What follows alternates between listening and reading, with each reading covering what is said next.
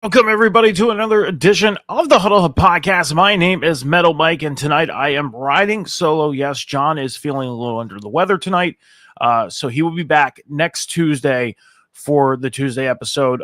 Again, he's not here tonight. He's feeling a little under the weather, so I'm riding solo, and it's all good.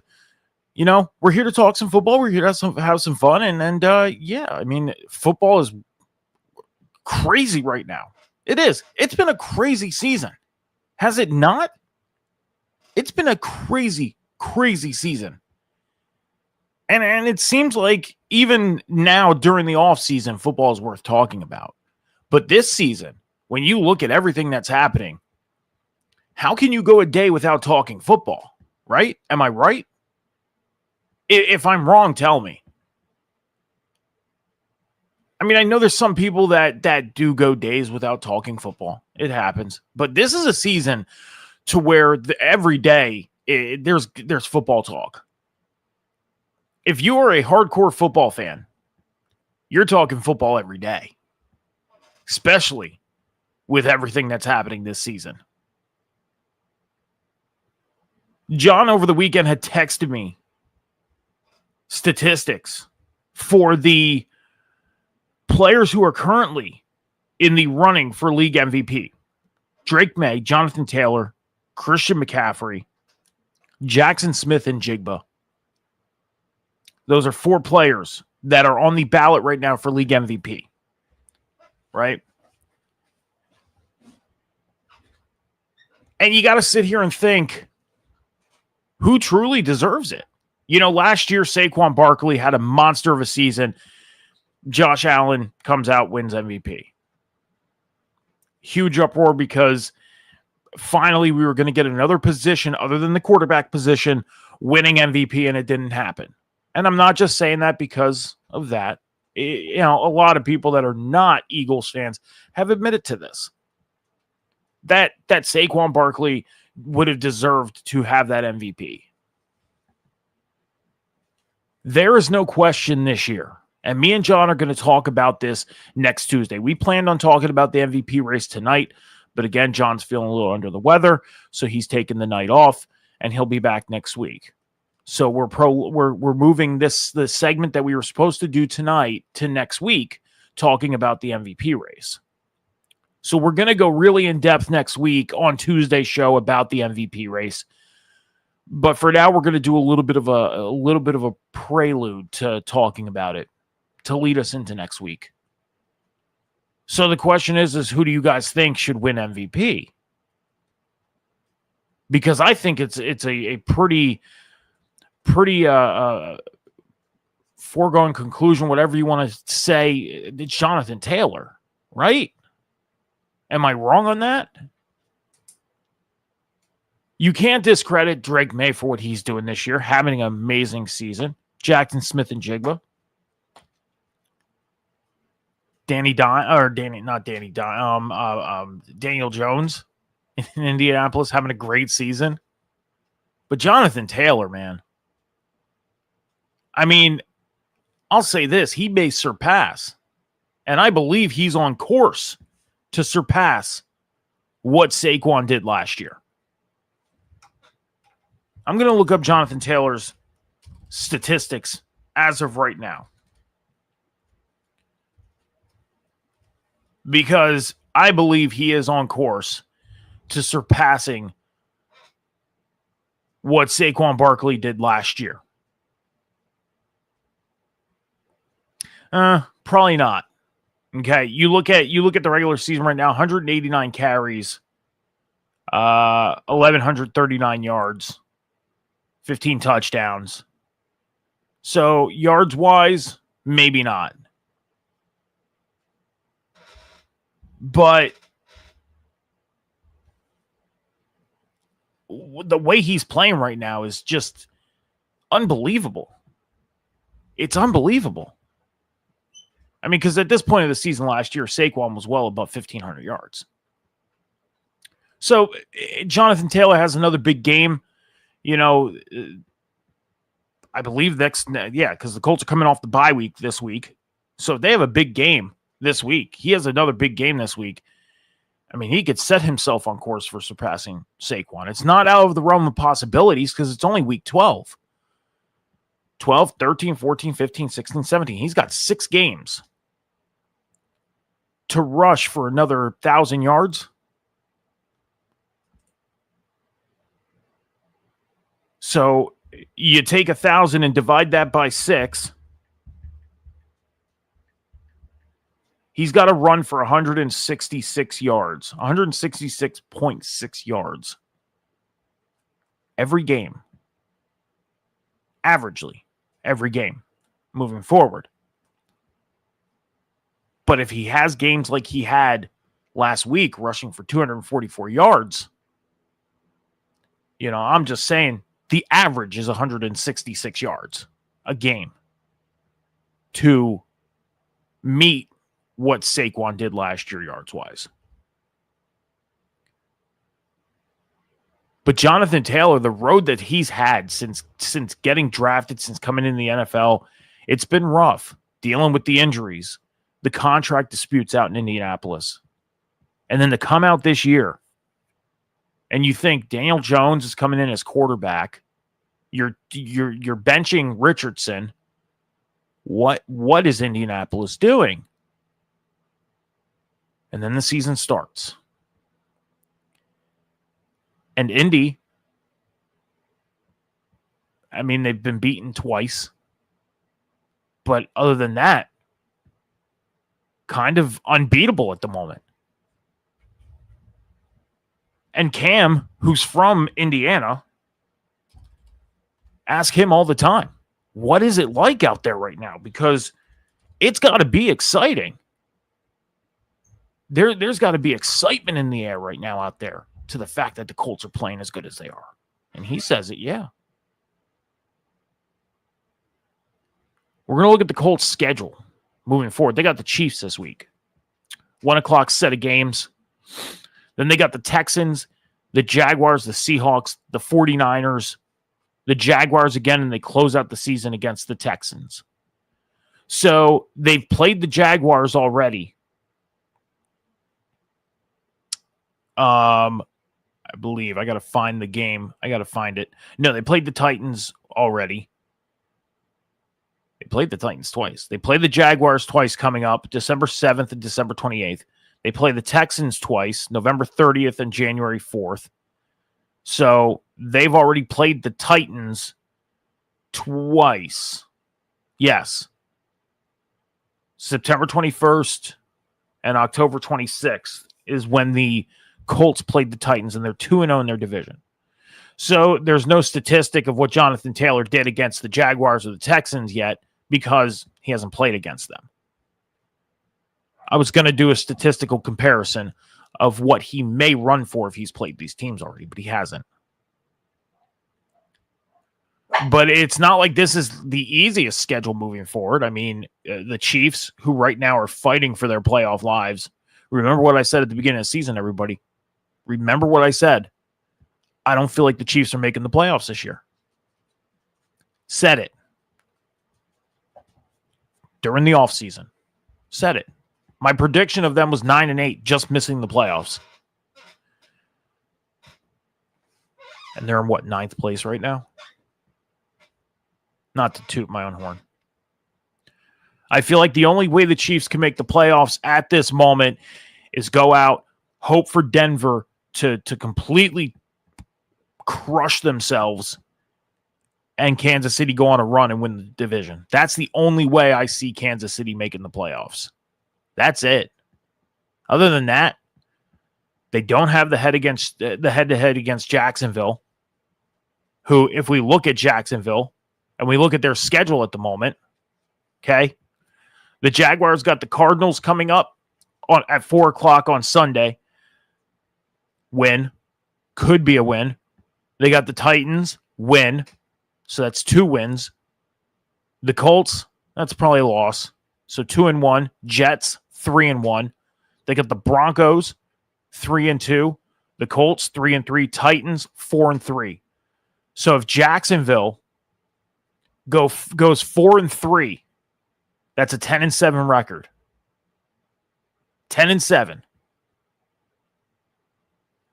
The Chiefs are 5-5 right now. You look at the Chiefs, they got the Colts. It's probably going to be a loss. Dallas, it's probably a win. 1-1. Houston, the way Houston's playing right now, I would take Houston over Kansas City. That's 1-2. So loss to the Colts, loss to the Chiefs, or loss to the Texans, loss to the Colts, win against the Cowboys. The Chargers is a toss-up because the Chargers right now, they got to rely on going through the air. Their run game is kind of iffy right now. It's going to be a toss-up. I'll give the Chiefs a win right there. That's 2-2. Titans, 3-2. Broncos, 3-3. Raiders, 4-3. So if the Chiefs go 4-3, that's 9-8. The exact record that I said they would finish with. And just miss the playoffs. Because if they finish with the same record as the Jaguars, and that is the final 2 teams for that 7 seed, say the Texans are knocked out and out of the picture, Jaguars win because of the head-to-head. Now let's look at the Texans. The Texans play the Bills. The Bills have been a little touchy as of late. It's been rough out in Buffalo past couple weeks, but I think the Bills are going to start picking things up. I'll give the Bills a win on Thursday. Then they play the Colts.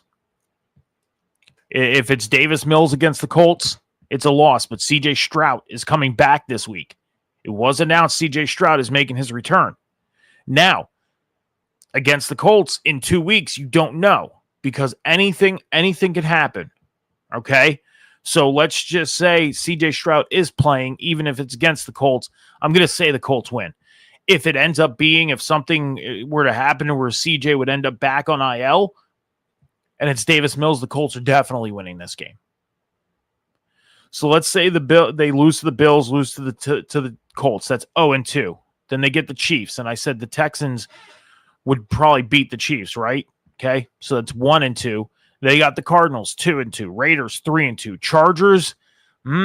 Houston's has a pretty decent run defense. It's their pass defense that's a little rough. I'm going to give the Texans the win over the Chargers 4-2, Colts 4-3. So all three teams 4-3, right? The Texans are 5-5. If they go 4-3, that's 9-8. Jaguars make the playoffs. Something completely unexpected. Because I think in my prediction, I had the Jaguars going 4-13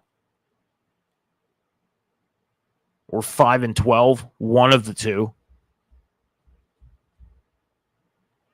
But to get back on track, Jonathan Taylor, when you look at it, he could be on pace to tying Saquon from last year or possibly surpassing him, depending on how he does against these defenses the next couple weeks. Now, do I have a lot of time to sit here and look up the rankings of each defense that they play against? The Chiefs, the Jaguars, the Texans, the Seahawks, and the 49ers? No, we're not going to spend all that time because me and John will have that statistic for you guys come next week when we run down the MVP race. But I think Jonathan Taylor, looking at it, may do it. He might. Therefore, if he does, if he ends up tying Saquon in statistics from last year, then they better, whoever votes for MVP, whoever's on that committee of 50 people, because there are 50 people on the voting committee for league MVP, they better vote for Jonathan Taylor. My dog just jumped on me. She just completely just jumped up at me. Now, she knows that when I'm doing a show, I'm doing a show. So she's very much like, Dad, come on, let me sit with you. Let me be your co-host tonight. You gonna be my co-host tonight? She's a good girl. Her sister's sleeping right now. So, but guys, I'm going to stop rambling about this stuff and we're going to move forward tonight. We're going to run down the top 25 in college football. Okay. We are going to run down the week 13 schedule of the top 25 in college football. The new top 25 updates at 8:30 p.m. Eastern Standard Time tonight. So we are going to run down the top 25 as it currently sits. Okay. We're also going to run down and talk about conference leaders in college football. You know, who's leading the Pac-12, the SEC, the Pac-10, the Mountain West Conference, the Conference USA. We're going to talk about all that. We're also going to run down the news coming out of college football. We're going to run down the news coming out of the NFL. We're going to talk about the records and milestones. First thing we're going to do is recap week 11 in the NFL. Before we get into that, though, please make sure you're heading over to all the Huddle Hub Podcast social medias after the show and hitting that follow button over on the X and TikTok and hitting subscribe over on the YouTube. It would be greatly appreciated. If you're watching on the Twitch, make sure you're hitting that follow button. All the links to all the social medias are in the bio on the Twitch channel. You can just click on whatever social media you desire to go follow us on. Hopefully it's all of them. And help us build the Huddle Hub Podcast going through the 2025 season and beyond. Be greatly appreciated. So let's run down week 11 of the NFL. We're going to talk about this a little bit as we recap week 11. Some great matchups this weekend. I'm sorry, sweetie. I got to put you down, okay? I love you. We're going to hang out after the show, okay? I'm sorry. She just jumped. Like, she never does that. Go ahead. Sit under the desk. You're fine there. Just don't go after any wires. You're fine there. Got to put a protector under there for the wires. But let's run it down, man. First things first, Commanders, Dolphins overseas. The Dolphins right now, you look at how the Dolphins are playing and you look at how the Dolphins are set up the next couple weeks and who they match up against. The Dolphins could very much well put themselves in position for a playoff run. They are 4-7 right now. Okay, and they just went out and defeated the Commanders overseas 16-13 in overtime. They got the Saints coming up. That should be a win. 5-7 for Miami. Then they got the Jets. That's 6-7. Then they head out to Pittsburgh. Now, Pittsburgh is a team that kind of controls their own destiny because the Ravens right now, who are on a winning streak, are slowly creeping up the rankings for the AFC North. Now, the Steelers are in control. They just won this past weekend against Cincinnati in what was a very heavy-hitting game. I will say that. I watched that game, and ooh-wee, that was a crazy, crazy heavy-hitting game. Some news coming out of that game as well that we're going to talk about concerning Jamar Chase and Jalen Ramsey. But man, the Dolphins could pull off an unexpected. If they go out and beat Pittsburgh, then they got Cincinnati, where Cincinnati right now, I mean, by the time Miami meets Cincinnati, number one, may be out of the playoff race. But number two, Joe Burrow is expected to make his return in week 14. That's the expectations.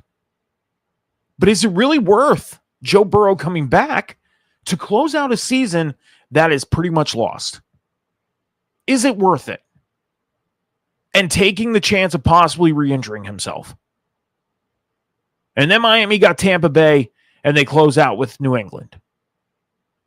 Now, again, this has been a weird season. Anything can happen. And Miami, right now, is in a position to where if they go out and get the best of Pittsburgh, go out and get the best of Tampa Bay, where Tampa Bay is dealing with a lot of injuries right now. Chris Godwin being out, Bucky Irving, anything can happen. They go out and beat Tampa Bay. We get down to week 18, and they're against New England, and New England already clinches. If New England has nothing to fight for, and I'm talking home field advantage, division, they have all that stuff clinched. I mean, it may come down to home field between Pittsburgh, Indianapolis, and New England. I don't know if Buffalo's going to be in that mix because Buffalo's having it rough right now. They're finally getting back on track with things, but is it too late? That's the question. Miami might go on a playoff run here. That's the weird thing. Now, does Miami possibly make the playoffs and go on a run to get to Super Bowl 60? I think that's far-fetched to think about. But making a playoff? Maybe. Maybe. Playoffs? Don't talk about it. Playoffs? You kidding me? Playoffs? That's right, Coach. I'm talking about the playoffs. I'm talking about it. Because there's a possibility Miami could do it. I mean, Pittsburgh went out and beat Indianapolis the other week, and nobody thought Indianapolis was going to lose to Pittsburgh. Pittsburgh dominated them. 6 turnovers. Nobody thought New Orleans was going to go out and beat Carolina last week. New Orleans went out and beat Carolina. Anything can happen. It's that weird of a year. But hats off to the Dolphins for going overseas and getting this win against this defeated Commanders team. Another team I said, not going to be the same team you seen last year. They'll be lucky if they make the playoffs because of the revolving door out in Washington. They changed so many things up out in Washington, especially that offensive line. They should have kept it the same. They should have. So, the other game that I'm going to talk about is the Steelers and the Bengals. Again, this was a hard-hitting matchup. This was a fun game to watch. It was. I mean, you thought at first the Bengals were going to go in and give Pittsburgh the competition they gave them weeks ago. But very quickly in this matchup, that got shut down. Pittsburgh took over this game. They did. Joe Flacco, he had a good showing. But I think it's getting to the point where Joe Flacco, he says, he sees Tom Brady and seeing other players go, other quarterbacks go into their 40s and still playing, and he wants to do the same thing. But the thing is Tom Brady had an offensive line that was able to protect him and take care of him. When he went to Tampa Bay, had an offensive line to take care of him and protect him. Joe Flacco really doesn't have that much of that in Cincinnati. And he has wide receivers who are highly reliable to be for him, and they're not being reliable for him. Jamar Chase, yeah, he's had a couple good games, but it's not the Jamar Chase you're used to seeing. It's not. And T. Higgins, normally we see him in the back end of the year show up. It's the middle of the year, and we're seeing T. Higgins show up, which is a good thing. Because then it's like, okay, T. Higgins is more involved now than in week 15, 16, 17, 18, when they're in a playoff race against three other teams and they need to win out. And T. Higgins, is the reliable guy in overtime to go and win the game for him, right? At least he's being reliable now, keeping them afloat. But you got to win. You got to be on the winning end of things. But Pittsburgh, this game was so hard hitting to the fact it impressed me. It felt like an old school football game. Go back to the early 2000s, the late 90s, where guys were just nailing each other. This was that game. It gave that old school feeling back. Because of all the rule changes and stuff, football did change a little bit. So you don't see that big of hits. But this game was different. It felt like an old school game. So, Chiefs-Broncos, great matchup. Broncos getting the best of the Chiefs. There was a couple times where I feel like the Chiefs could have went out and won this game, and the opportunities just were not taken. Patrick Mahomes, again, I do not feel like he is the Patrick Mahomes of old. He's not. And whether you want to sit here and say, the Eagles exposed him in Super Bowl 59, or, if you're superstitious and like the haircut changed him or whatever, because he has a different haircut now. Doesn't have the same hair he's had since he came into the league. If you're superstitious, I'm superstitious. There's things I do before the Eagles games. Kiss the back of my jersey twice. I kiss my flag twice. Those are my superstitious moments. There's more to the cycle, but I'm not going to reveal all that. I'll give you guys the two things, the kissing of the flag and the kissing of the jersey, but that's it. That's all I'll give you. But he's not the same Patrick Mahomes of old. Not. And Travis Kelce looks slightly defeated.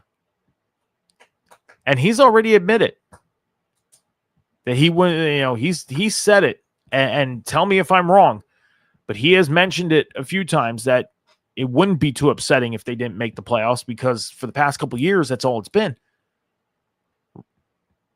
Preseason, training camp, regular season, second season with the playoffs. You do all the stuff after winning the Super Bowl that you got to do, then we get right back into things. No time off. They get a month. Now, I think this is Travis Kelce's last season. I do. I think he's done. I think he's either done or he, because of becoming a free agent this year, lies on his options to go play somewhere different for 1 year, just to say that he took advantage of being a free agent to have a little fun with it. Because if I was him and I was a football player and I was on the last maybe 2 or 3 years of my career, and I played for the same organization for 10 or plus years, I'd be like, you know what? I know I have a legacy here, and I think my legacy would withheld, because his legacy will withhold in Kansas City no matter what. Test the market a little bit. Have some fun in free agency. Go play somewhere else for a year. Be in another city for a year. And there you go. Have some fun. That's what I would do. I would test the market in my last year, go play for a team, and have fun. But first, I would make sure my legacy is intact in the city that I spent so many years in, and I don't think he needs to worry about that. I don't.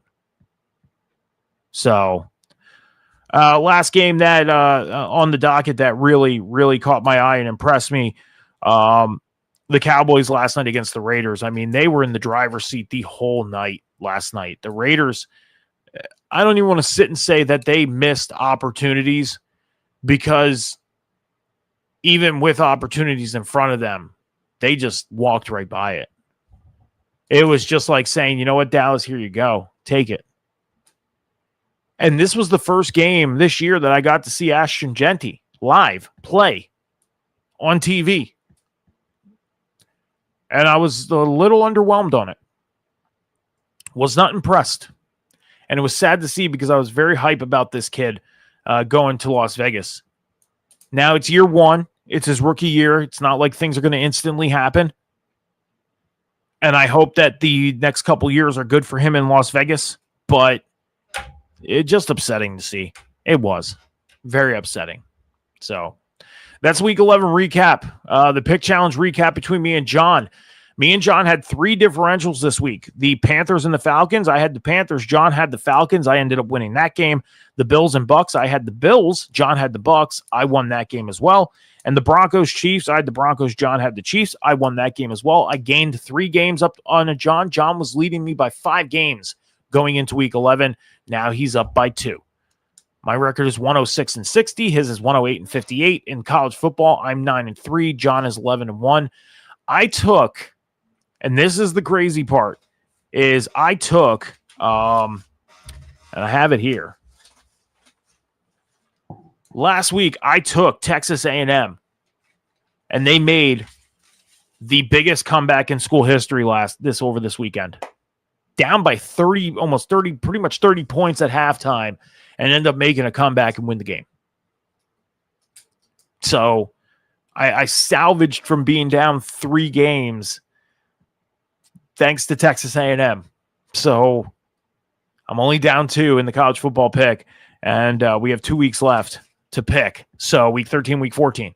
So whether we decide to leak this over to the playoffs or not, it's yet to be decided. Me and John will talk about that in the next coming days leading up to, we'll probably announce it next week, whether we'll leak our pick challenge for college football into the playoffs or make it a separate thing or just not do it at all.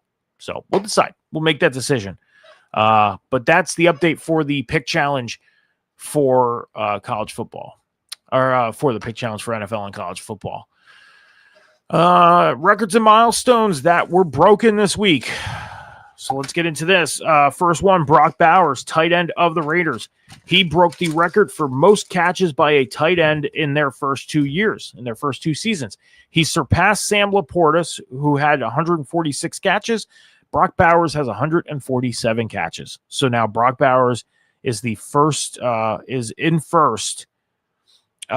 He holds the record for most catches by a tight end in their first 2 seasons. So congrats to Brock Bowers.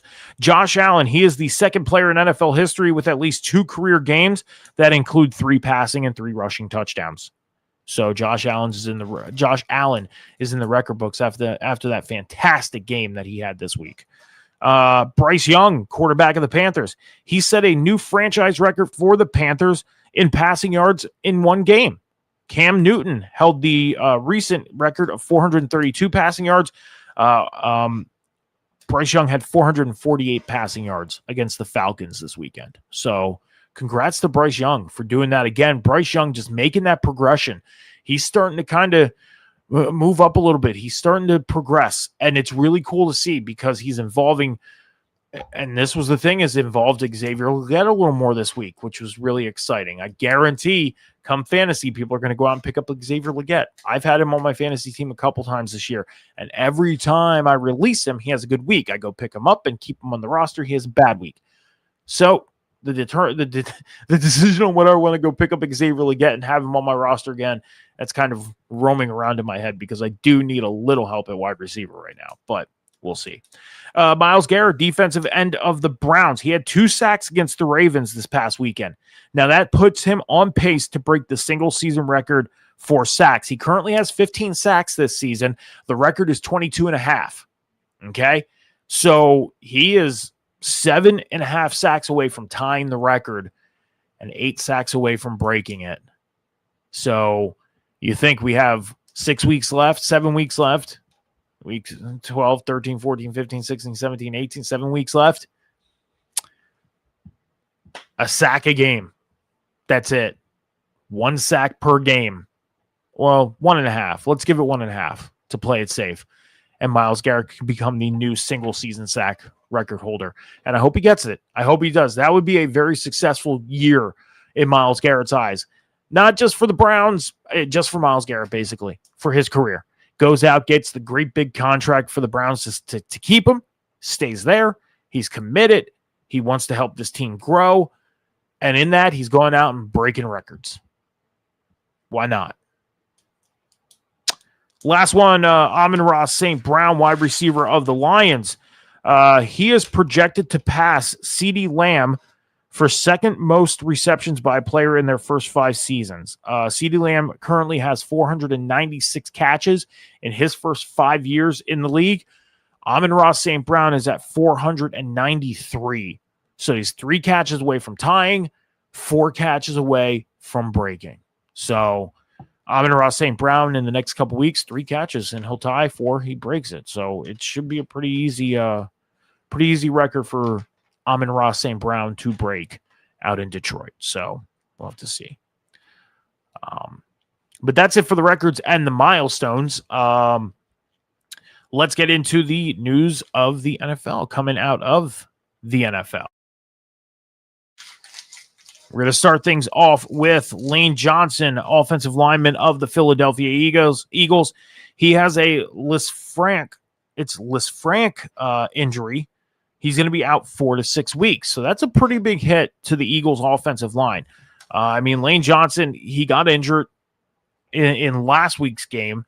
He ended up leaving, coming back, finishing the game, and then against the Lions pretty early, he went out, and now that was it. 4 to 6 weeks, he's going to be out. So pretty much leading into the playoffs, because the Eagles are going to get into the playoffs. So he'll be back for postseason. And that would be great timing, because Lane Johnson is a very big, significant part of that Eagles offensive line. And, these next 4 to 6 weeks, the fill-in should do a pretty good job, but Lane Johnson is pretty significant to that offensive line. So it's going to be missed. He'll be back for the playoffs, though. Michael Penix Jr., he has a knee injury. He is possibly going to be done for the season. It is yet to be determined whether he is done for the season. It has been known that he is going to get a second opinion and to determine whether he's going to be done for the season. If he is, then Kirk Cousins goes in, takes over. And if you look at the timeline of things, this is almost like what happened last year. Kirk Cousins was struggling around week 13, week 14, and Michael Penix came in and took over. Now the roles are kind of reversed. Michael Penix, though, dealing with the injury. Now Kirk Cousins is taking over. He's going to be the starter until further notice. Now, we should have an answer on Michael Penix maybe by tomorrow on whether he's going to miss the rest of the season or if he's going to miss a significant amount of weeks. But the Falcons, the way things are looking right now, being in the midst of a playoff race, I believe they're in like 8th or 9th place for the playoff race, the way it sits right now. Let me look at it for a second, because the Falcons are, they're 3-7. Never mind. They're not in that position. My mistake. Their season is pretty much, lose one more game, and it's a tough road to even get to the 7th seed. So never mind. They're 3-7. I thought they did much better than that. Wow. Josh Jacobs, running back of the Packers, he's going to be week to week. He's also dealing with a knee injury. He suffered the knee injury against the Giants on Sunday. He's not going to miss the rest of the season, but he's going to be week to week. So it is being deemed that he's going to be out this week, coming up against Minnesota, but they'll determine as the weeks go on whether he's going to play, he's going to be limited, or he's going to be full. Now, I thought he was going to be limited coming up against Minnesota, because this is a pretty significant matchup. It is. I mean, you look at the standings right now in the NFC North. You got the Bears, who are 7-3, Packers 6-3-1, Lions 6-4, Vikings 4-6. They're still in that mix to even win the division right now. They're not too far back. So the Vikings could go out there and put themselves in the position to make more of a closer run to the division. The Packers, who are 6-3-1, you kind of count that tie as a win. Technically 7-3, tied for first place. The Bears, because they have the actual win, are in first place. But the Packers, this is significant, because he's your main running back. So making this a week-to-week thing, I think what the Packers should do, sit him this week. What's on the Packers schedule for next week? They got 3 division games coming up: Vikings, Lions, Bears, then the Broncos, then they got Bears, Ravens, Vikings. So these next 3 weeks are super significant, especially with the way the NFC North is running right now. Super, super significant. So they might want to treat Josh Jacobs very lightly, especially going into the playoff run here. So, but he's going to be week to week. Justin Fields, quarterback of the Jets, he was benched. He is not going to play this weekend against the Ravens. Tyrod Taylor is going to get the start. So a lot of quarterback stuff happening out in New York. The season starts and you think that they go out and sign Justin Fields and he's going to make this team a little better. And right now, with the way the Jets are playing, they can't even go out and buy a win.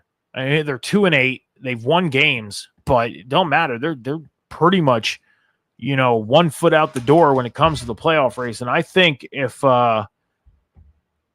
come draft time, the Jets are going to use one of those 2 first-round picks on a quarterback. That's got to be certain that they're going to do that at this point. So, but Tyrod Taylor's getting the start this weekend. Jamar Chase, wide receiver of the Bengals, like I said, we're going to talk a little bit about him. And here it is. He was suspended for 1 game for spitting on Jalen Ramsey. Now, if you watch the Steelers and Bengals game this past week, like I said, hard hitting, heavy hitting, especially between these 2 guys. So basically what happened was the NFL took the whole day yesterday. I guess they rewatched this whole game to pinpoint when everything started. And Jamar Chase ended up spitting on Jalen Ramsey. Now, Jalen Ramsey did react. He did. And there was a significant hit that happened that I thought should have been penalized, but it didn't happen. And I think Jalen Ramsey, for reacting, should face some kind of consequence, whether it's a fine, whether it's a 1-game suspension. I mean, I get it. You always hear that saying that 2 wrongs don't make a right. He's reacting to Jamar Chase spitting on him. 2 wrongs don't make a right. Now, Jamar Chase is suffering. He's going to be suspended for a game. He's also going to lose the $448,333 that he would make for playing, and then his $58,823 per game active bonus. So basically missing out on over $560,000 in pay. That's what he's missing out on, plus missing a game. Jamar Chase is taking a hit. And that's that. Jalen Ramsey walks away with absolutely not even a slap on the wrist. I think he should at least face maybe a fine or something for reacting to Jamar Chase's actions. So, Aaron Rodgers, quarterback of the Steelers, has a small fracture in his wrist. He is still expected to play in Week 12. He is going to push to play this week because the Steelers do take on the Bears. It's a non-conference, non-division game, but it's still important because if other teams in the division have a head-to-head against the Bears and they end up losing to the Bears, playoff implications could be in motion on this. So this is very important. Aaron Rodgers knows it's important. Steelers are leading the division. They want to try and keep that lead, and he's going to try and do everything he could to be on the field for this team. So he's going to try and play even with a fractured wrist. Jake Moody, kicker, he signed with the Commanders to their practice squad and then later on got signed off the practice squad and onto the active roster. So Jake Moody is expected to kick for the Commanders coming up this week when the Commanders take on they're on the bye week. Never mind. The Commanders are on the bye week. They're not even playing this week, but he's signed off the practice squad. So it looks like Jake Moody is going to take over the kicking duties out in Washington. Jonathan Gannon, head coach of the Cardinals, he was questioned today in a press conference about his job, and he said that it is out of his control, and whatever front office decides to do at the end of the year, whether they want to fire me, whether they want to keep me, it's on them. So who knows? I mean, the way things are going for the Cardinals right now, they're sitting, I believe, at 3-7. Yeah, they're 3-7 right now. I mean, playoff hopes for them are slim. Are they going to make it? Who knows? I mean, you look at their schedule right now for the rest of the way out. They're going to be playing the Jaguars this weekend, the Buccaneers, the Rams, the Texans, the Falcons, the Bengals, the Rams.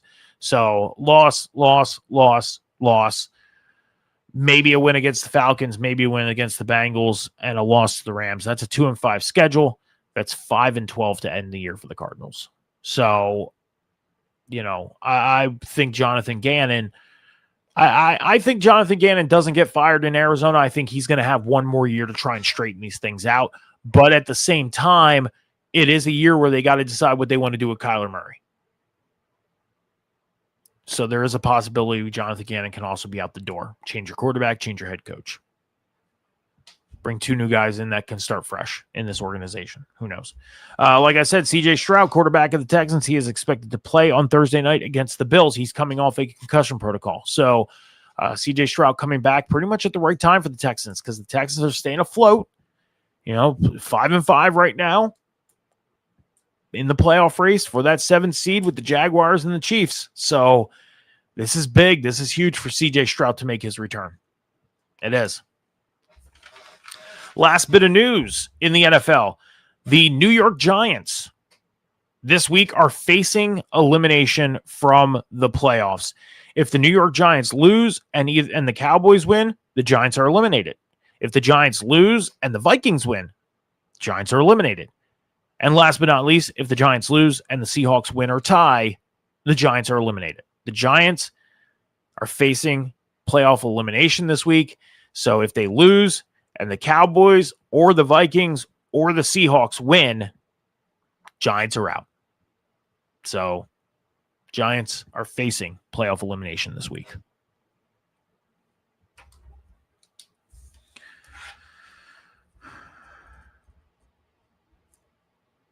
I was at the 46-minute mark. Okay. Sorry, I want to take my notes for clips because I think I'm going to clip that one.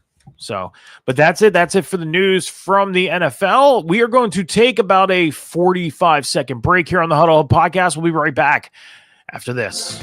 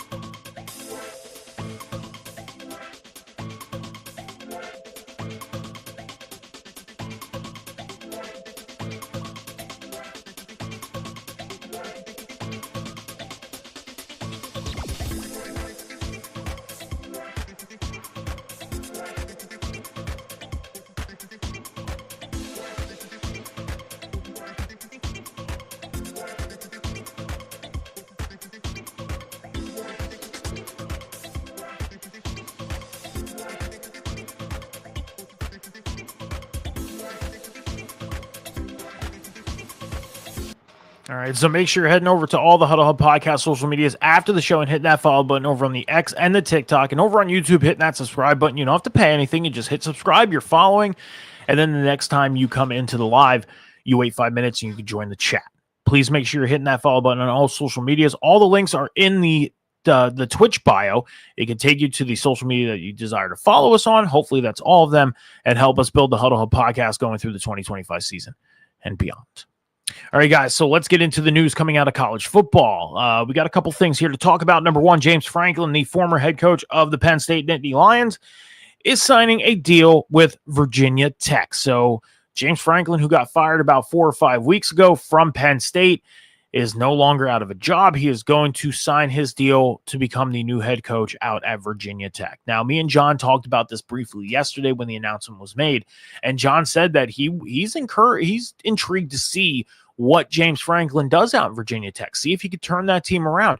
And you know what? I'm kind of intrigued on it as well. I am. I'm pretty intrigued to see what James Franklin can do out there in Virginia Tech. Maybe he could turn that team around and get them up to the standards that they want to be at as a college football team. So I'm definitely intrigued to see. Terry Smith, the interim head coach out at Penn State. The big question is Terry Smith going to get hired as the full-time head coach out at Penn State? He did a press conference this week, and this is what he had to say, courtesy of CBS Sports. Terry, you mentioned Penn State specifically. Why does this place and this specific job at the school mean so much? My dad graduated in 68. It's all we know. I'm from a small town called Aliquippa, Pennsylvania. And it's not a very nice place. And my dad, through his education at Penn State, moved us to the other side of Pittsburgh, to Monroeville, Pennsylvania. And he gave us a better life because of his education here. And it taught our entire family about possibilities in life. And you can be whatever you want to be. And this place has done so much for me and my family. I think we have 9 or 10 family members that have Penn State degrees. I have, I think, 3 that are students now, family members. This place is special. It's amazing. It's I just want to give back to it. I just want to make sure I'm holding my end up of the bargain and putting out a team that every. So I'm going to say this right now, being the fan of the Penn State Nittany Lions myself, being a fan of a team, first off, you look at players and coaches, and one of the things you look at is their background. Now, Terry Smith has a huge connection to the Penn State school, the university, has family who goes there. He went there himself. He has a huge connection, being a longtime coach out at Penn State. He becomes the interim head coach when James Franklin gets let go of. Now you sit back and think, is this interim coach going to come in and get this team back on track, get them in a bowl projection, get them in a place where they can make a bowl game and go out and win a bowl game and add that to his resume? But the first thing is that personal connection as a fan you can have to a head coach. Now, the thing is obviously, if you don't know the coach, you're not going to have that face-to-face personal connection, but you listen to the stories and you think, you know what? He has a connection to the school. He has family. He got here himself. He's coached here a long time. He knows the university. That's one thing you look at and think of, would he be a good fit? Then you look at what he produces on the field and with his play calling and what he does, how he connects with the players. And it seems like he has a great connection with the players, and he's making some good play calls. I mean, they almost upset Indiana 2 weeks ago, the number 2 team in the nation. Almost. Pretty close. So you see the improvements. They go out and beat Michigan State this past weekend. Another win under his belt. Get a little closer to the bowl projection. So the question lies is, does Terry Smith become the new head coach out at Penn State? Right now, I say hire him. Bring him in. Give him a 2 or 3 years. See what he could do until at least 2028. And then move on from there. If he's successful, he stays. If he's unsuccessful, make a decision whether he stays or goes. But I think as of right now, Terry Smith, with all the connections he has with the university and the connection he has with the players, take a chance. Hire him. Let me know what you guys think. Does Terry Smith stay or does Terry Smith go? But that's all I got in the news for college football. We're going to get into the conference leaders. But first, give me 30 seconds. I need to open my window because it's super hot in this room. And that's something I forgot to do during the commercial break. So give me 30 seconds here. Hold on.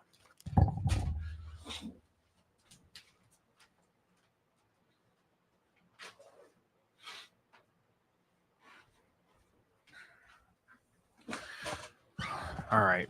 So it is super, super hot in this room. I'm sitting here sweating like, whew. So, all right, guys, we're going to get into the conference leaders. Okay.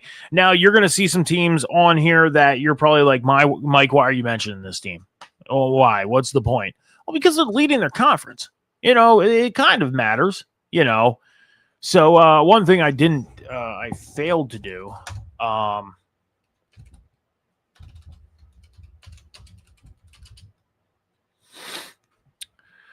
so we're going to look at the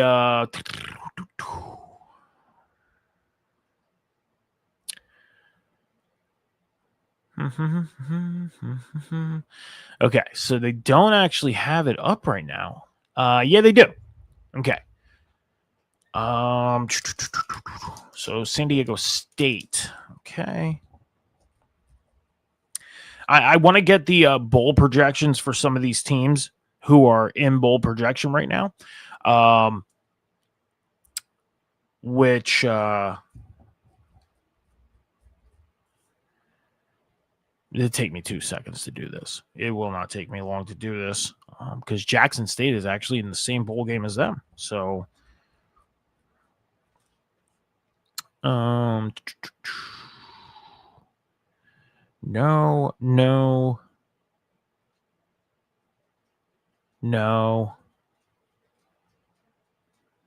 I want to properly talk about these projections. And this is something I should have had done before I went live, but I completely forgot to do this. And I should have been more prepared, so I apologize.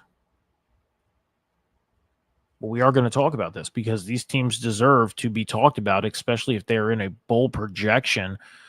And you guys can definitely check this stuff out for yourself, but I do want to talk about it here. So as we run down the leaders of these conferences. Okay. All right, here we go. So I got the bowl projections for some of these teams. First things first, let's talk about Ohio State. They are in projection. Oh, let me start this. Okay. All right, so we're going to talk about the conference leaders in college football, starting off with Ohio State, who is 10-0 and leads the Big Ten. Looks like right now they're going to be in the Big Ten title game, and they are in projection for the college football playoffs. Texas A&M, who is 10-0, they are in the SEC. They are leading the SEC. They are also in projection for the college football playoffs. Georgia Tech, who leads the ACC at 9-1, are also in projection for the college football playoffs. And Texas Tech, who is in the Big 12, leading the Big 12, who is 10-1, is also in projection for the college football playoff. Notre Dame, who's 8-2, leading the Independent. Now, the Independent is only made up of 2 teams, but Notre Dame is included in this. They are also in projection for the college football playoff. So those are the big teams right now in projection for the college football playoff. The other teams that lead their conferences, starting off with Navy, they lead the American Conference. They are 8-2, and they are in projection to go to the Go Bowling Bowl game. Okay? Jacksonville State, they're in the lead. They're leading Conference USA at 7-3. They're in projection for the IS4S Bowl, along with Michigan State, or Western Michigan, who is 6-4. They are leading the MAC, and they are up for the IS4S Bowl. I want to start this over. Sorry for whoever's live viewing. I want to clip this, so I'm going to start this over. And this is the part about being live by yourself, doing a show, and you want to clip. So I'm going to do this one more time. All right, so we are going to talk about the college football conference leaders, teams that are leading their conferences and what bowls they are projected to go to. First off, Ohio State leading the Big Ten. They are 10-0. They are in projection for the college football playoff. Texas A&M, they are 10-0, leading the SEC in projection for the college football playoff. Georgia Tech leading the ACC. They are 9-1 in projection for the college football playoff. Texas Tech, they are 10-1, leading the Big 12 in projection for the college football playoff. And then Notre Dame, who's in the Independent, which is only made up of 2 teams, but Notre Dame is included in this. They are 8-2, and they are in projection for the college football playoff. Let's start off with Oregon State, who is 2-9. Okay, they are 2-9, leading the Pac-12. Now, the Pac-12 is also made up of 2 teams. They lead it because of their 1-0 conference record. They're not in a bowl projection. So anybody who's a fan of Oregon State, I apologize. Your team is not in bowl projection. They're 2-9. But the teams that are in bowl projection from the other conferences, Navy, who's leading the American Conference, they're 8-2. They're in projection for the Go Bowling Bowl. Jacksonville State, they are 7-3, leading Conference USA. Western Michigan, who's 6-4, leading the MAC Conference. Those 2 teams are in the running for the IS4S Bowl. Okay, so they looks like they're going to right now play each other in that bowl game. San Diego State, they are in the lead of the Mountain West. They are 8-2, and they are in a projection for the LA Bowl. And then last but not least, James Madison, who is 9-1, and they are in the lead of the Sun Belt Conference. They're in the projection for the J-Lab Bowl. So those are the bowls that these teams who lead their conference are in projection for. So there you go. If you are a fan of any of these teams, those are the bowls that they are in projection for. And we will find out in the next couple weeks who clinches the bowl games. Me and John are going to talk about everything that comes out of Selection Sunday at the end of the season, and talk more about these bowl games on right here on the Tuesday episode of the Huddle Hub podcast. So I kind of stalled there for a second with James Madison because I wrote down SB as their conference, and I was drawing a blank on what conference was SB, and it's the Sun Belt Bowl, the Sun Belt Conference. So, man. All right. So that leaves us with the college football week 13 top 25. Now, as you see below, there's a little bit of a difference. Normally, I have the top 25 matchups down there, but there's only one top 25 matchup as of this moment. At 8:30 p.m. Eastern Standard Time is when everything is going to update yet again. But right now, the top 25 that we are about to talk about, that is the current top 25. And me and John announced it last week because of the mess that we had with the top 25, that we made the decision, whatever is available to us at 5 p.m. Eastern Standard Time today is what we're going to talk about. And this is the top 25 that was available today at 5 p.m. Eastern Standard Time. So this is the top 25 we're going to talk about here. Okay, so we're going to start off with number 1, Ohio State. Well, let's talk about the biggest plus and minuses from this past week. Okay, Oklahoma, who picked up a win. They are currently 8-2. They moved up 3 spots from number 11 to number 8. Okay, we have number 10 Alabama, who ended up losing this past week. They moved down 6 spots from 4 to 10. They're 8-2. Texas, who had the biggest fall this week, moving down from number 10 to 17 after they lost. And then North Texas, who came out of the unranked, is now ranked at number 22. They moved up 4 spots. So that is what the plus minus is below there. I'm going to keep that up for you guys because we only have one top 25 matchup, and that's Oklahoma against Missouri. So, but let's run it down. Ohio State, number 1, they are 10-0. They stayed at the number 1 spot. They've been number 1 forever. They are taking on Rutgers. I'm going to say this right now. Rutgers, every time I see Rutgers, it always seems like they put up a battle. Now, I'll say this.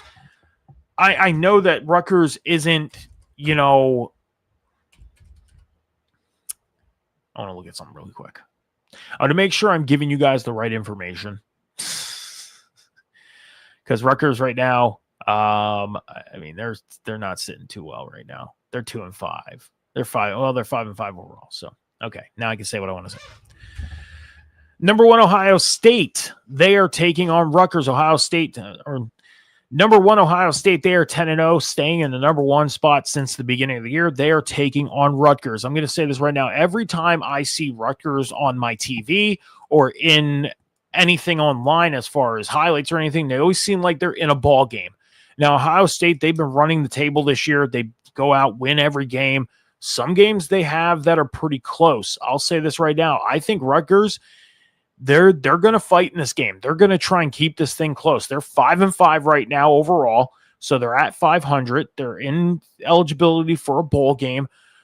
I think Ohio State does go out and take care of business, but part of me feels like Rutgers might keep this game close. I'm going to consider the Ohio State clip because I did like that one. All right. Number 2, Indiana, they are 11-0. They stayed at number 2 for a while. They are on the bye week. Number 3, Texas A&M. They're 10-0. They stayed in the number 3 spot. They are taking on Samford. I think Texas A&M just completely takes care of business. That's it. Samford, not Stanford, Samford. Texas A&M got this one, and that's pretty much it. Number 4, Georgia. They moved up 1 spot from number 5 to number 4. They're 9-1 of the year, taking on Charlotte. Like I say every week, I feel like Georgia is one of those teams this year that they're in the spotlight of the media, but it's not as heavy as it used to be.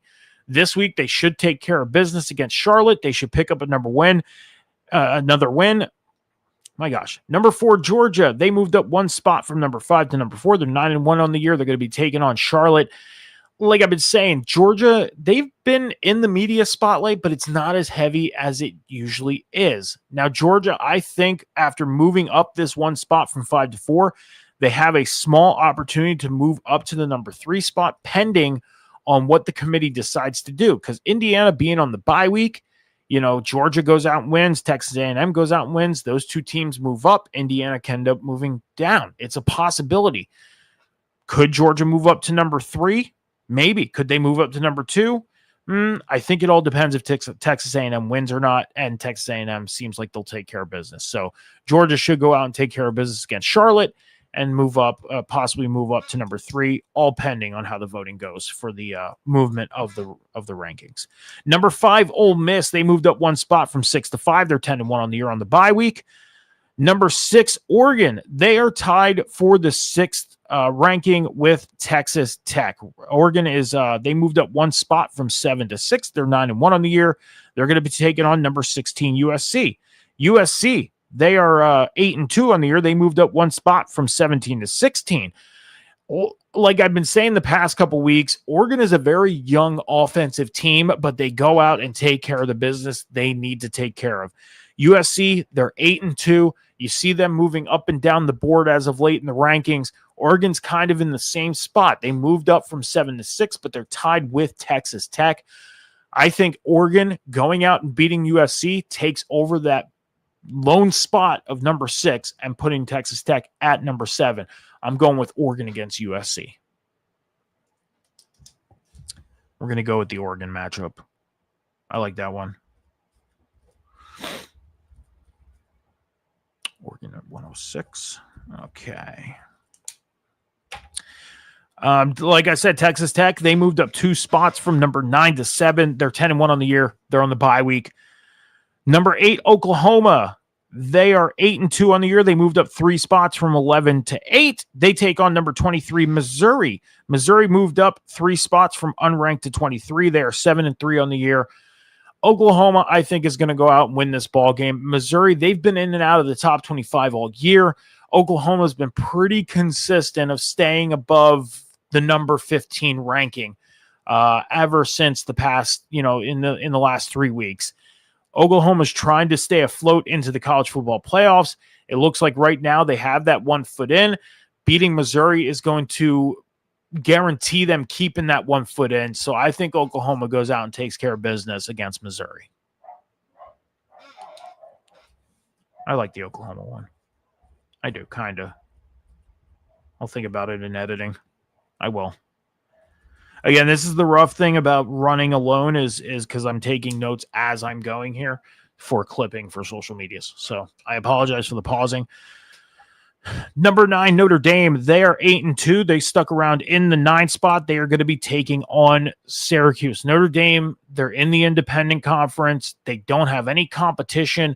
Their sure competition, their sole one.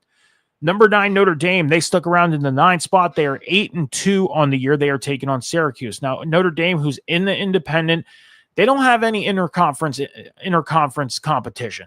They solely have to rely on the competition that they face throughout the year against teams from other conferences. I think Notre Dame, what they need to do is think about getting into a conference so that they have more of a guarantee that if they are having a good year like they're having this year after the 0-2 start, of getting into the college football playoff. Last year, we see Notre Dame take care of their business. They make it to the national title game. They lose to Ohio State. It seems like Notre Dame, they have to fight for that position.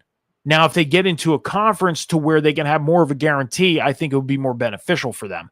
So, but I got Notre Dame taking care of Syracuse. I do like the Notre Dame one. I do.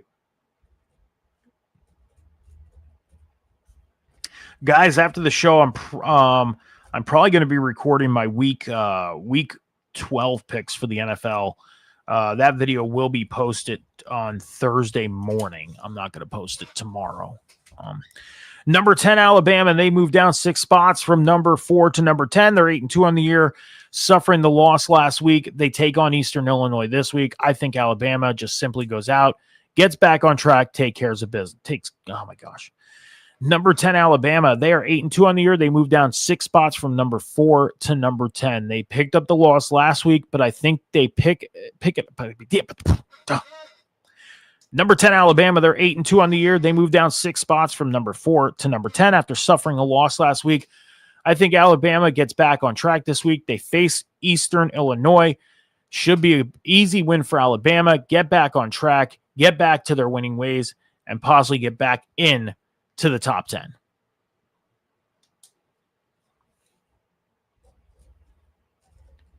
And what I mean by that is like they're in the top 10, but they're on the inside, but they want to move up.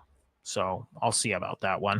Number 11, BYU. They're 9-1. They moved up 1 spot from number 12 to number 11. They take on Cincinnati this week. Now, the games that I see that Cincinnati plays on TV, another team that seems to put up a fight every time I see them.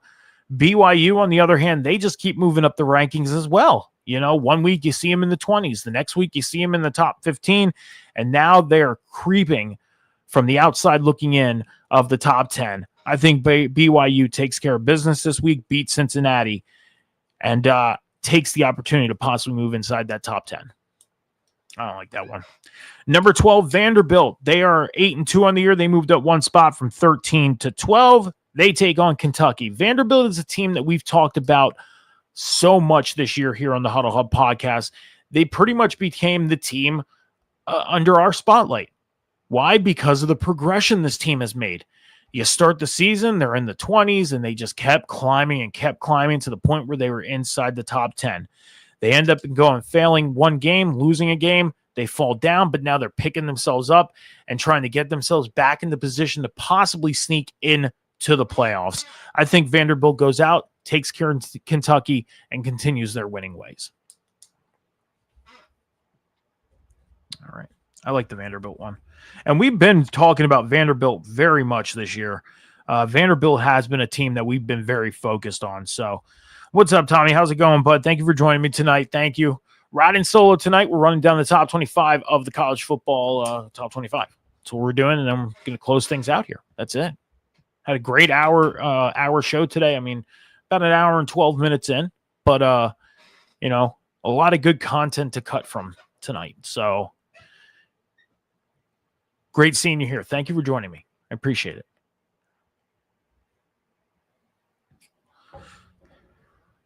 All right, number 13, Utah. They moved up 2 spots from number 15 to 13. They're 8-2 on the year, taking on Kansas State. Utah's been one of those teams that they've had up and downs throughout the year. You know, you see them in the top of the top 25, then they fall to the bottom, just like other teams have been doing. Utah, they have that stability of staying inside the top 15 as of late, and I think they're going to continue doing so by going out and beating Kansas State. Hell yeah, I haven't seen the updated list yet. The updated list, you can go see it now, Tommy, but in about 15 minutes, they're going to update it again. It's going to get updated again in 15 minutes because the playoff projections get projected through on at 8:30 tonight. So I'd wait 15 minutes. That way you don't have to go back and look. So wait until 8:30. That's what I would do. I'm just running down what I got now in front of me because we start at 7 o'clock. So I gotta have something together, you know. Number 14, Miami. They are 8-2. They moved up 2 spots from 16 to 14. They are taking on Virginia Tech. Now, as it was announced yesterday that James Franklin is going to be taking over the head coaching duties in 2026 out of Virginia Tech. Miami, they lost 2 games. They fell pretty hard in the top 25. They're slowly trying to climb back in there, trying to creep their way back into the playoff hunt. I think Miami's going to go out, take care of business against Virginia Tech, and take one step closer to possibly sneaking back into the playoffs. I like that Miami one. I do. We're going to clip that. That one's getting clipped. I love that Miami one. This is the hard part about running alone, and you know this, Tommy. You've seen me run the show alone a couple times, and you're welcome. I got to take notes as I'm going for clipping for social media. So it's like I talk about a team, pause, note, talk to myself for a minute. Next team, pause, note, talk to myself. That's why it's an hour and 15 minutes in. Normally we're done by now. But John's feeling a little under the weather tonight, so he took the night off, which it's cool. I'm not, I'm cool with that. John knows that, so it's just a little harder running by myself, off talking. But do you think Kiffin is leaving Ole Miss? I don't know. With the success Ole Miss is having, maybe not. I don't know, because Ole Miss is having a lot of success right now. So I think the right offer would have to come to him from the NFL to maybe go. But other than that, I don't think he's going to want to go take over the Browns or the Giants or the Titans or any team that's kind of shit in the bed right now. I think he's going to want to go and compete. So I would have to say a team that has potential, maybe like the Cardinals. If the Cardinals decide to say, goodbye to Gannon after the year, because there is talks about it. A lot of rumors talking about Gannon being gone. If the Cardinals job becomes available, maybe. If he goes to Florida, that'd be a good fit for him. Bringing the Florida Gators back into contention. Because everybody thought Florida was going to take that position this year, and they quickly fell on their face. So, the Florida job would be good for him, but I think NFL-wise, I think he wants to go to a team that competes. I do. I think that's going to be his main objective, is going to a competing team. And the closest thing to that would be the Arizona job, is if Gannon gets let go of at the end of the year. So that's my perspective on it. That's just my perspective. Other than that, I wouldn't. If I was him, I wouldn't leave Ole Miss. Not with how competitive they are right now. No way. No way. All right. Let me finish this off. I think I got my clips that I really want, so I'm just going to run this down. Georgia Tech, they're number 15. They moved down one spot from 14 to 15. They're taking on Pittsburgh this week. Number 16, USC, they moved up one spot from 17 to 16. They're 8-2. They take on Oregon. We talked about that game already. Number 17, Texas, they moved down 10 spots from 10 to 17. They're 7-3 on the year, taking on Arkansas.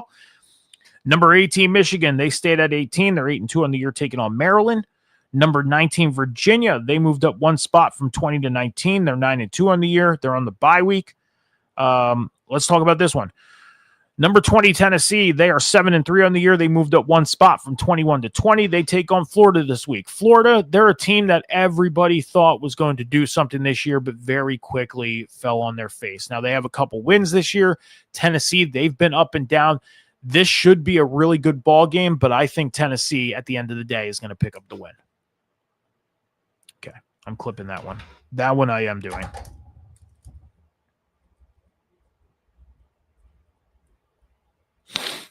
118, because I got to get off air. We're scheduled to be off air in about 5 minutes. James Madison, they're number 21. They moved up 3 spots from 24 to 21. They're 9-1 on the year, taking on Washington State. North Texas, they moved into the rankings this week at number 22. They moved up. They're 9-1 on the year, taking on Rice. We already talked about Missouri, who's number 23, taking on Oklahoma. Number 24, Tulane, they moved into the rankings this week at 8-2. They're taking on Temple. And number 25, Houston, moved into the rankings this week. They are 8-2 on the year, taking on TCU. So that is the top 25. Currently, the update happens in about 15 minutes, the new update. But again, I had to roll with the notes that I have for this week. So, but that's all I got. So we're gonna get out of here. Well, I'm gonna get out of here. And real quick, one more time, guys. Please make sure you head over to the Huddle Up Podcast social medias over on X and TikTok. Make sure you hit that follow button over on the YouTube. Make sure you hit that subscribe button. And if you're on the Twitch, make sure you hit that follow button. All the links to all the links to our social medias are in the bio on the Twitch. So you click on the respected or the respected the social media that you desire. Hopefully it's all of them. Go hit the follow button. Help us build the Huddle Up Podcast going through the 2025 season and beyond. It would definitely be appreciated as we are growing. I mean, this brand is growing, man. Slowly but surely, it's happening, and we appreciate everybody who is supporting us moving on here. As it sits right now, who is the non-Power 5 school in? The non-Power 5 school that is in the playoffs as we speak is South Florida. They're in the projection right now, but in 15 minutes they're going to be out. I think the one that's going to be in will, or no. Who did I say? South Florida. It's going to be North Texas. North Texas is going to be the non-Power 5 that gets in. They're going to be the one that gets projected in. I can almost guarantee it. North Texas. It's been between South Florida and North Texas the past 2 weeks. So, but if you want to follow me over on Instagram, X, TikTok, and Snapchat, MetalMike714 is where you can find me. If you want to find John over on TikTok and Twitch and YouTube at the Candyman JH, and Cam is over on social media as well. There are his social medias on the bottom. If you want to catch his social medias, just pause and catch them. Make sure you're going and following all of us individually over on social media. John doing some great work with our college football dynasty. We are in year number 7 right now in our college football 26 dynasty. It's been so much fun doing this dynasty, and we go live. We do special lives for you guys here on the Twitch channel and the YouTube channel when we do our off-season stuff, when we're in the playoffs. So keep your eye out for that stuff as well, as we do special lives for that. But John's doing great work with the editing of all of our video game stuff. And Cam will be joining me on Sunday morning. So our next show will be Sunday morning at 10:30. Cam's joining me at 10:30 a.m. Eastern Standard Time on Sunday. Every Sunday, Cam is with me, 10:30 a.m. Eastern Standard Time, as we get you guys ready for Week 12 of the NFL, and we recap everything that happened in Week 13 of college football this week. So come join me and Cam on the Sunday show, 10:30 a.m. Eastern Standard Time, and you could join me for a special TikTok live at 10 a.m. Eastern Standard Time for a pre-show live. I do pre-show lives a half hour before we go live every Tuesday and every Sunday. So come join me there, and then come join us for the shows on Sunday and on Tuesday. With that being said, Tommy, thank you for coming in tonight, checking out the Huddle Podcast. Everybody who swung by, whether you swiped up, swiped down, joined us for a minute or two, make sure you're following us on social media, and we'll see you guys on the next one. You're welcome, Tommy. No problem, man. Be good to each other, be kind to each other, take care of each other, be patient with each other. Remember, the world isn't moving as fast as you think. Until Sunday, 10:30 a.m. Eastern Standard Time, me and Cam, we'll see y'all guys next time. See you. Deuces.